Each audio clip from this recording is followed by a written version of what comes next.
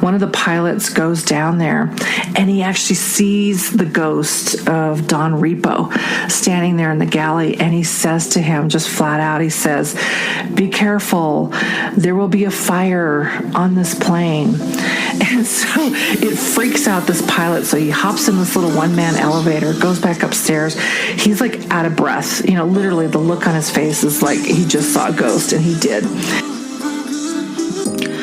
Hello, everyone. I'm Christine, and welcome to the Astro CEO Podcast, a podcast for all astropreneurs dedicated to taking your business to the next level using the power of human design, astrology, numerology, and powerful manifestation techniques. You can connect with me online at theastroceo.com. The American financier J.P. Morgan said it best, and I quote, "Anyone can be a millionaire, but to become a billionaire, you need an astrologer." All right, astropreneurs, if you're ready, let's go ahead and jump right in. All right, astropreneurs, welcome back. So we are going to switch things up a little bit, do something a little bit different for the month of October. I thought it would be kind of interesting to focus on the paranormal. Let's focus on ghosts and hauntings. And so let's go ahead and jump right in. Are you guys ready? All right. So I recently went on to Forbes and did some checking around. And apparently, and this is the information I pulled from Forbes, that the Halloween season has actually become a multi-billion-dollar event. The average household spends about $74 on Halloween-related expenses. Now, listen to this. People on average spend about $1.2 billion, that's with the B, on adult costumes. They also spend on average $950 million on children's costumes. They also spend $350 million on pet costumes. And on average, costume spending during the Halloween season averages about $2.5 billion. All right, let's talk about Halloween candy. About $2.1 billion is spent on Halloween candy alone. Haunted houses gross more than $300 million. I was quite taken back when I first came across this information on Forbes. I was shocked at how much money is spent during the Halloween season. So I don't know what kind of businesses that you guys have, but have you considered having a business that focuses on the paranormal or ghosts or hauntings or anything related to Halloween? It is, to my shock and amazement, it is a multi-billion-dollar business. And it's very seasonal. I mean, Halloween only comes one day per year. It's very seasonal. But man, $2.5 billion on costumes alone is kind of mind-blowing. So let me start at the beginning. So I had a friend of mine come over to my house last week, and we were chit-chatting, and I said, "Hey, I think I'm going to switch up the podcast a little bit and talk about everything spooky, like ghosts and hauntings and things like that." And she was like, "Yeah, let's, go ahead and do it." So that's where I got the idea. So that's what we're going to do. We're going to talk about some ghostly sightings on today's podcast. So to be specific, we are going to talk about the ghost of Flight 401. Have you guys even heard about the ghost of Flight 401? So if you have not, I encourage you to just sit back, relax. Let me tell you this story about the ghost of Flight 401, okay? So I'm going to start at the beginning, okay? At the very beginning here. I am a product of the 60s and 70s. I was born in the 60s and grew up in the 70s. And I got to take you way back. I got to, especially for you younger folks out there, like I am totally dating myself right now. But for you younger folks out there, let me just paint the picture of what it was like back in the 70s. So number one, we didn't have cable TV. Okay, so there wasn't like 300 channels to choose from. We had just regular TV, and that composed of ABC, NBC, CBS. We had PBS, and then we had that occasional like Channel 2, which was like the WB channel. And that was pretty much it. So the selection back then was very limited. That's what we had to choose from. We had no cable back then. We did not have home computers. We didn't have iPads. We didn't have cell phones. So I wanted to paint that picture for you and tell you what happened in the 1970s. So picture this. There was a made-for-TV movie that came out that was aired on NBC in prime time. So you got to imagine, there's only basically 3 channels to choose from. This show aired on NBC in February of 1978. And the TV film was titled The Ghost of Flight 401. Now, I was a teenager back then, and I remember watching this show when it came on, and it scared the living daylights out of me because I flew a lot. Even back then, I flew quite a bit. And so I wanted to paint the picture. Okay, you got to imagine, here in the United States, we have 3 major television channels, no computers, no cell phones, no iPads, so people were tuned in to what was happening on TV. There was 3 basic channels. And this show aired on NBC during prime time. And so that's where I want to start with. I want to paint the picture of what we were experiencing during that time. But let me first start off by talking about the nitty-gritty details of Eastern Airlines flight number 401. It was a scheduled flight from JFK to Miami. And shortly before midnight on December 21st, 1972, this L-1011 type aircraft crashed in the Florida Everglades. There were actually survivors, but let me go into a little bit more detail here. The pilots, including the flight engineer, were all killed on this plane crash. 2 flight attendants were also killed, and 96 passengers did pass away. And basically what happened, let me interject real quick. There were survivors. Amazingly, there were some survivors that made it through the crash. So here's what happened back in 1972. This plane was coming in for a landing into Miami's airport.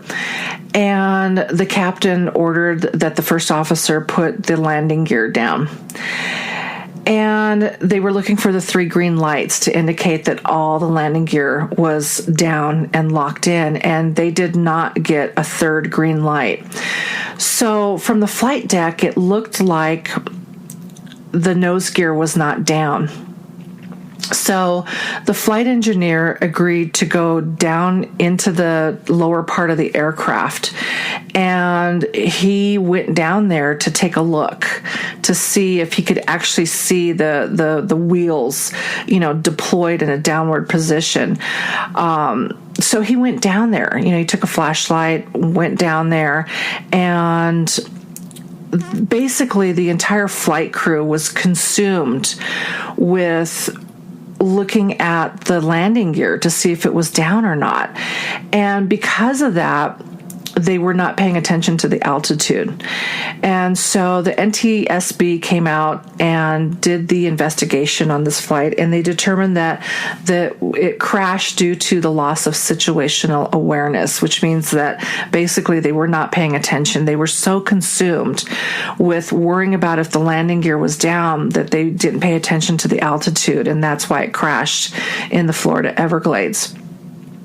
So that is the basic short story of the details about the crash of Eastern Airlines Flight 401. So here's where it gets interesting, and this is where the beginning of the TV show, the made-for-TV movie came out. So I encourage you guys, if you guys have not seen this movie, it aired back in the 70s. You can find it on YouTube. Somebody reproduced it and put it on YouTube. So if you just Google The Ghost of Flight 401 on YouTube, the actual movie will come up for you. And basically at the beginning of the movie, it starts out where one of the pilots, the flight engineer, his name was Don Repo. He was at home getting ready to go to work, and he was scheduled to be on this flight. And at the beginning of the movie, it shows his wife, and she's there with him, and she's like, Don, I'm begging you. She said, I got a really bad feeling about this flight. Really bad feeling. And can you just call in sick? And he's like, no, hon. He goes, I've never called in sick. I'm going to work. So it shows him in the beginning of the movie, he's taking a shower, he's getting ready for work, he's shaving, and he's putting on this aftershave cologne. And so the wife steps in and she's like, hey, Don, what happened to that expensive stuff that I got you? How come you don't wear that? And he's like, no. He goes, I just like my Bay Rum. That was the name of the cologne. So he's putting on his Bay Rum and he's getting ready for work. And she's literally begging him at the beginning of this movie. She's like, Don, please, I'm begging you, please don't get on this flight. I've got a bad feeling. I got a really bad feeling. And so he decided to go on the flight that eventually crashed. And so in the movie, let me take you inside the movie about what had happened. So in the movie, it shows the plane had crashed, and shortly thereafter, what they had decided to do, and this is, up for debate. Let me just say this because there's different versions about actually what had happened. But as the story goes, what had happened was Eastern Airlines decided to salvage some of the aircraft parts and reuse some of these parts that were still good on other L-1011 aircraft. And as the story goes, once they did that, people that were on these planes where the salvage parts were had noticed that they had started to see the ghost of Don Repo on these planes. Passengers were seeing them, the crew members were seeing them, and the executives over at Eastern Airlines did not want this story to just, be out in mainstream media. And so they were sending out warnings to Eastern Airline employees. Like if they were part of the ghost rumors, they could potentially get fired and lose their jobs because they didn't want this story, blowing up in their face. And so throughout the movie, and here's one of the scariest parts, one of the flight attendants was on an L-1011, and she took this little elevator. They had this little elevator shaft that holds like one person, and it goes down into the lower level of the belly of the plane where they heat up the food. And so she goes down there and she's by herself and she's heating up the food, and all of a sudden she closes one of the doors to the food warmers. And once she does that, she looks in the reflection of this door and she sees an image come across, and it's the image of this pilot named Don Repo. And she's like freaked out. So she sees the image of this pilot and she turns around and he's standing there right behind her. So she freaks out. She hops on this, one-man elevator shaft and goes back up the top, and she's like freaking out. And so the company said that, they wanted her to go see a psychologist before she flew again. And they were trying to disprove, the things that she saw. And so as the story goes on, other flight crew members would see images of Don Repo, and passengers, just sitting in their seats would see images of him in his pilot's uniform, just sitting there. And then towards the end of the movie,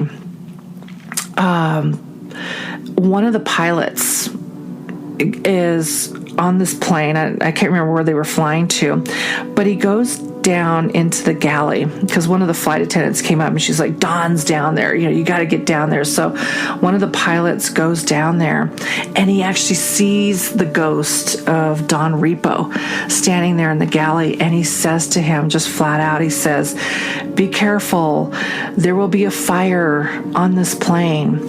And so it freaks out this pilot, so he hops in this little one-man elevator, goes back upstairs. He's like out of breath, literally the look on his face is like he just saw a ghost, and he did.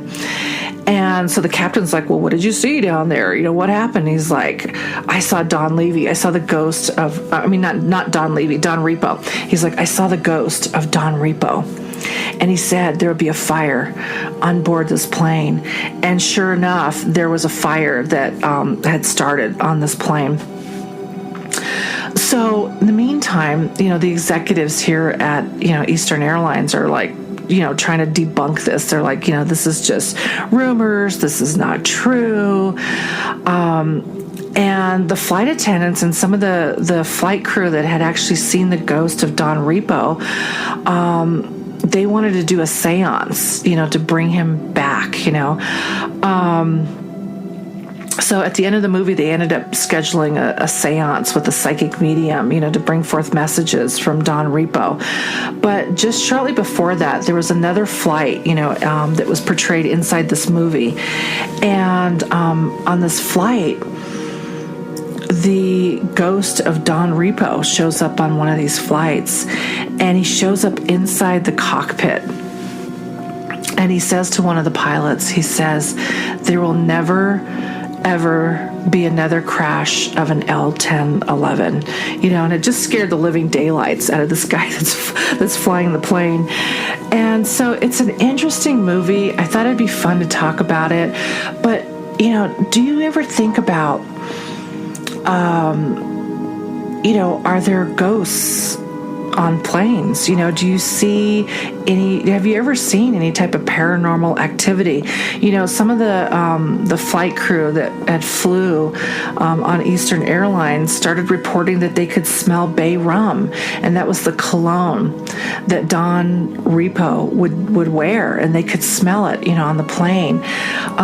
Pretty interesting. So I just thought I would share this story with you. I think that ghosts or entities, whatever you want to call them, they do come through. They have different ways that they come through to us. I know, my father had passed away in 1999, and there are times where I do smell his cologne. He had a distinct cologne that he always wore all the time, and I know when he's around because I can smell the cologne, kind of like the Eastern Airlines employees, they could smell the bay rum cologne that Don Repo would wear. But pretty interesting. You can also Google this. You just type in the Ghost of Flight 401. But if you ever get the opportunity to watch this movie, it is available on YouTube. You can go check it out. But it's pretty scary. Back in the 70s, we had all these scary movies coming out all the time. We had Jaws and, Amityville, horror, and I can't think of all of them, but just scary things, Towering Inferno and Earthquake and all these movies that came out in the 70s. But yeah, I just wanted to share that story with you and ask you, have you seen any paranormal activity that goes on board any aircraft that you've been on? Do you even know? Like, I can tell you this because I've worked in the airline industry almost my entire life, probably a good 20 years I've been in the airline industry. And, I have to ask you, do you even think about like what's in the cargo? How do you feel, if there's a dead body down there, like, somebody that's in a coffin? Or how do you feel when there's organs down there, like for transplants, medical transplants, we transport them aboard commercial airlines. So do you ever think about that? Do you ever wonder about that? Like, what is down in the cargo hold? when you're flying on an airplane. Gives you kind of something different to think about the next time you fly. But yeah, I thought I would share the story with you about the ghost of Flight 401. Pretty interesting story. Some people say it's not true. Some people do say it's true. I'll leave it up to you to debate that, but pretty interesting story. So I wanted to share that with you. So we are going to dedicate the whole month of October to ghost stories and paranormal activity. So I hope you enjoyed this episode of the Astro CEO podcast. Stay safe, my friends. I'll talk to you soon.